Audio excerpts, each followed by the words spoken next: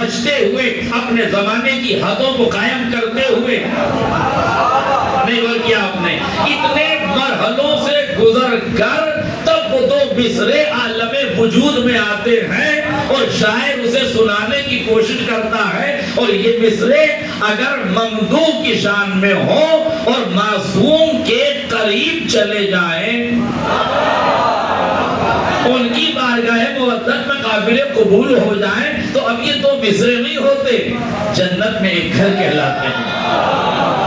نہیں توجہ کی آپ کہیں گے مولانا یہ جنت میں گھر کا مطلب کیا ہے کہا دو مصروں سے جنت میں گھر دیا جا سکتا ہے بالکل نہیں دیا جا سکتا مگر یہ تو دیکھیے کہ دے کون رہا ہے نہیں توجہ کی آپ نے دو مصروں میں جنت میں گھر دے کون رہا ہے ارے وہ دے رہے ہیں جو مالک جنت ہیں وہ دے رہے ہیں جو ساقی کوثر ہیں وہ دے رہے ہیں جو حامی محشر ہیں وہ دے رہے ہیں جو شافع محشر ہیں وہ دے رہے ہیں جو مالکان جنت ہیں اب مالک جنت کو اختیار ہے جس کو جو چاہے دے دے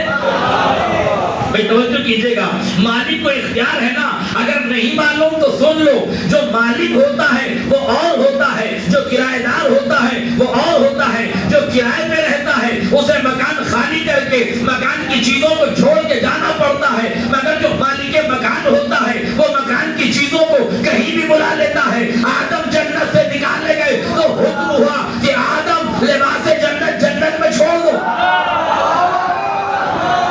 لباس جنت جنت میں چھوڑ دو اس کا مطلب ہے آدم جنت میں گئے تو تھے مگر کرایہ دار کی حیثیت سے گئے تھے مالک وہ ہوتا ہے جو بیٹھے زمین پہ لباس بنائے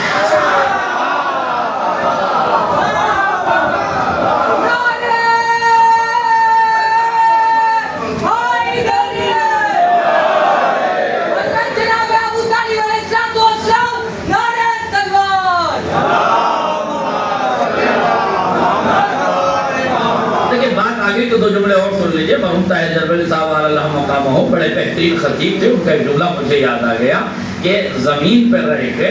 جنت سے لباس وہی منگا سکتا ہے جو مکان کا مالک ہو لیکن انہوں نے ایک اعتراض قائم کیا کہ حسنین شریفین نے جس زمانے میں مجھے معلوم ہے کہ غدیر پڑھنا ہے لیکن میں مقدمہ بنا رہا ہوں حسنین شریفین نے جس عمر میں کپڑے منگوائے اس عمر میں بچوں کی تمنا میووں کی ہوتی ہے پھل فروٹ کی ہوتی ہے کھانے کی چیزوں کی ہوتی ہے اس عمر کے بچے کپڑوں پہ دھیان کم دیتے ہیں کھانے پینے کی چیزوں پہ دھیان زیادہ دیتے ہیں توجہ کیجئے گا تو اب ان کا یہ سوال تھا کہ حسنین شریفین نے آسمان سے جنت سے کھانے کیوں نہیں منگوائے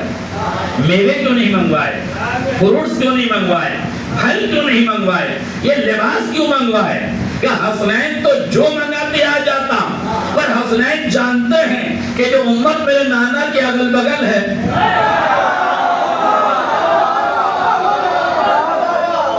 آپ نے پڑوسی سنا تھا میں نے اگل بگل کہہ دیا اب پڑوسی کا نتیجہ اگل بگل ہی تو ہوتا ہے توجہ کیجئے گا حسنین شریفین جانتے ہیں کہ جو اصحاب ہیں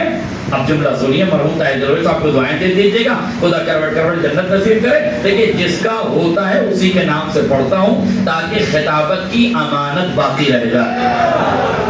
اور خطیب امین کہلائے منبر پہ آ کے خائن نہ بن جائے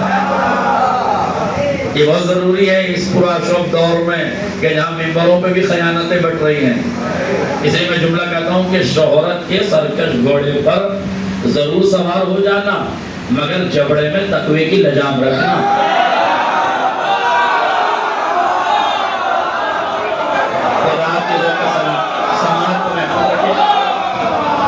اس کے جبڑے میں تقوی کی لجام رکھنا ورنہ یہ شہرت کا سرکش گھوڑا ایسے گرائے گا منہ کے بل کہ نہ دنیا ہی رہے گی نہ آخرت ہی رہے گی اس لیے جس کا مال ہے اسی کے نام سے جس کا بیان ہے اسی کے نام سے پڑھ دیتا ہوں توجہ کیجئے گا تو مرحوم نے سوال قائم کیا کہ حسنین شریفین نے کپڑے کیوں منگوائے لباس کیوں منگوایا کھانا کیوں نہیں منگوایا کہ حسنین شریفین جو منگاتے آ جاتا مگر صحابی یہ کہہ دیتا نانا کے لیے آئے تھے نواسوں نے کھا لیے اب کون سا نانا تھا